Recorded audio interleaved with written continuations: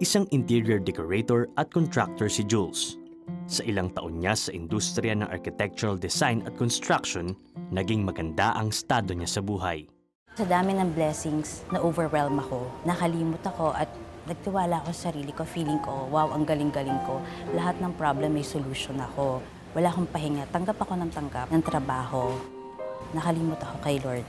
Sa gitna ng kasaganahan, sinubok ang kanyang pananampalataya. Hindi mo ina-expect na kahit mayaman, hindi mo pwedeng i-judge na, okay, dire-diretso lang tong work na to. May iba na pwedeng takbuhan ka. Dahil sa ginawang panloloko ng kanyang mga kliyente, halos panawan siya ng pag-asa sa buhay. Hindi ko siya natanggap masyado ng maayos kasi nga since masyado ako nakafocus sa work ko. Hindi ko nakita nangyari yun na feeling ko kabisadong-kabisado ko na alam ko na yung ginagawa ko. Tapos hindi ko na-anticipate na mangyayari to. Hanggang isang gabi. While I was watching TV, by accident, napadpad ako sa 700 Club. At that time, nag-iisip ako eh. Tapos, nasakto lang doon yung tungkol sa mga burdens na kumbaga is-surrender kay God.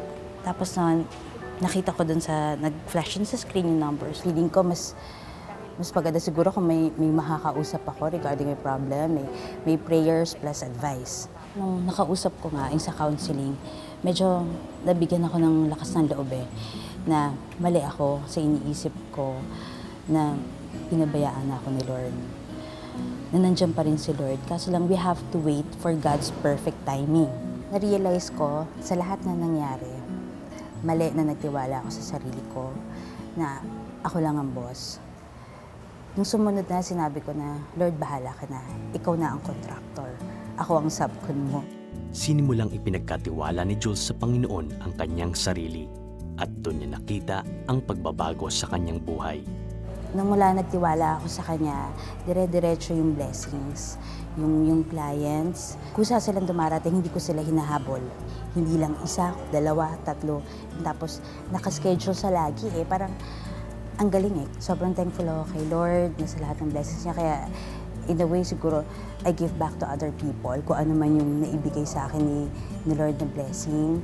Ganito pala yun. Pag nagtiwala ka kay Lord, alam mo yun, hindi mo kailangan planuhin Kasi si Lord ang nagpaplano kung anong mangyayari sa buhay mo. Lahat na lang isinurrender ko na kay Lord kasi sa Kanya nung binigay ko yung tiwala ko, masabi ko everything fell into places. Nalagay sa tama.